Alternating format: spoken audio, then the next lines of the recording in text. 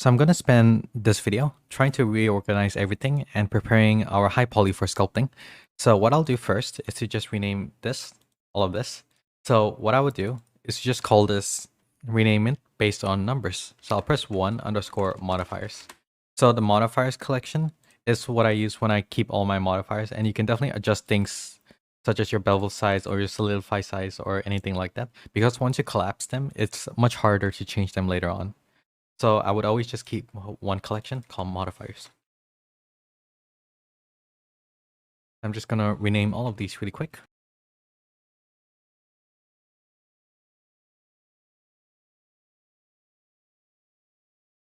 Okay. So I've renamed them all to numbers_modifiers. And actually, if you want to do something like joining objects together, as long as they are separate from each other, you can definitely get away with joining them. For example, you can join this one and this one, as well as this one into one object. But for now, I'll keep them all separate just to keep things easier.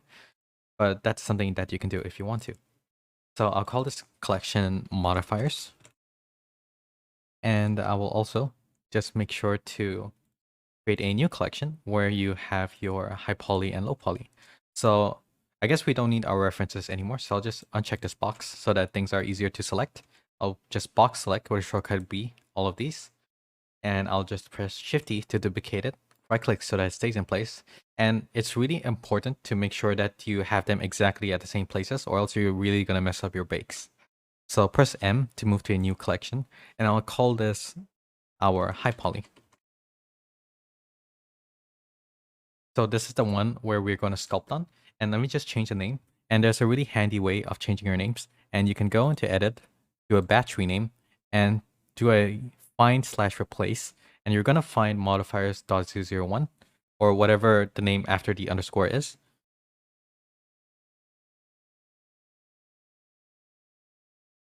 And you're going to change it with high. Like so. And I'll just rename everything to high. And for the high poly, just make sure that you're also subdividing all the cylindrical parts, because when you try to remesh parts where it's cylindrical, you can definitely see a lot of weird shading. So let me just save my Blender file. Just make sure to save it because sometimes I crash a lot. And what I'll do is to just show you the difference. So you would just apply your bevel modifier first, and I'm gonna just do this one without subdividing and this one with subdividing. So this one, I'll just hit add modifier and subdivision surface, and I'll just turn it up to maybe around 4, I guess. If you want to see how many polygons you are at, just go to the overlays over here and turn on statistics. And right now, I believe it's 600k, so it's good enough. And I'll just hit Control A and apply this one. So if I were to show you the wireframe, this one is a lot more dense. It's basically all black because you can't even see the individual edges. And this one is not subdivided. So if I were to try to remesh it, so let me just turn off my wireframe. So just select your object, go into sculpt mode, and I'm going to try to do a few test remeshes to find the density. So for me, if you were to go to the remesh over here, you can see that I've set my voxel remesh to 0.0005, and usually I would try to go like 0.1 and then like 0.001 until you have a high enough density, because the higher it is, then the less dense it is. For example, if I set it to 0.01, I guess, and try to remesh it, you see that it's really not dense at all. And whenever we're sculpting, we need to have a lot of geometry, especially when we're trying to do like damages, like the ones you see in those ones. So let me just hide the reference again. And now I'll just set it to 0.005, and I will try to remesh. So now I have 182,000 polygons, and I'm going to try to do the same for this one, which I have subdivided already. So go into object mode, sculpt mode, and just make sure to go into the remesh section, and same thing, do a remesh. So this one's also 180k, but the difference is because since we have a lot of more geometry to start with, we're not getting this weird stepping gradient that you're having over here. And you can definitely see the angles pretty easily, and it definitely looks like it's computer generated. And that's why you should always subdivide your cylinders, or else you're going to have this problem. On all these blocky parts, you definitely won't have those problems at all. So that's something to keep in mind. So for the high, I'm just going to subdivide it quite a lot. So this one, I'll just subdivide it by 3. And I'm going to just apply all my modifiers on these ones. So I'll subdivide.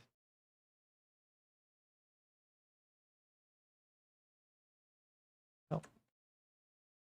If it's a bit heavy on your computer, you can definitely go with something a bit less and subdivide. And I'm going to just apply this. If you hold your mouse over it and hit Control A, you can apply them.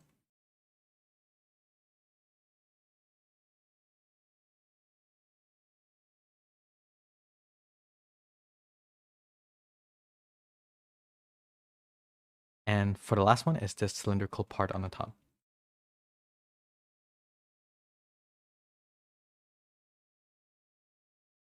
Okay, so now I believe all the cylindrical parts are subdivided, and just make sure you don't do these because you actually need quadratic geometry. I realize I may have been subdividing the wrong parts. Whoops. Oh, actually, it's fine. I think only this one part that I messed up. So just remember, just always not mess up your collections like that. So I'm just gonna move this to the high poly by hitting the shortcut M to move it to the high poly. And this one, I'm gonna just move this one to the modifiers. And I'm gonna have to rename them again. I'll just rename it to something random first, or else it won't let me. And this one, 8_.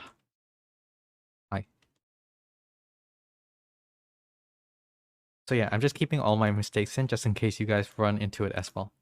And hopefully I won't repeat it too much. So just to make sure I'm checking the wireframe on the modifiers. Yep, looks good. And I'm checking the wireframe on the high poly. And I think, yeah, we got all our subdivisions right. And let me just show you what happens when we try to subdivide something like this one.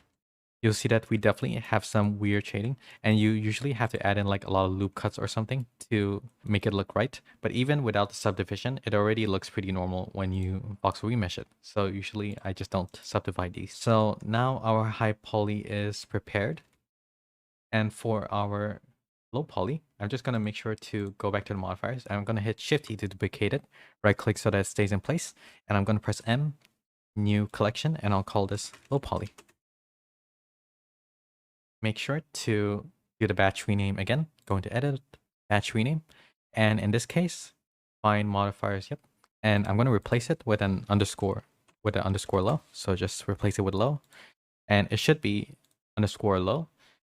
And these ones should be our underscore high. Now, for the low poly, we have to like remove our modifiers that we don't need. So all the bevel modifiers, we will have to remove it. But the mirrors, I will just keep it and apply it by hitting Control A while my mouse is over this. And again, just make sure you hide your high poly, or else you're going to mess it up. And the solidify, keep it. Bevel, remove it. And mirror, keep it. Bevel, remove. Mirror, keep. Bevel, remove. Bevel, remove. And this one might look a bit weird, but it's fine. Remove this bevel. Remove this one.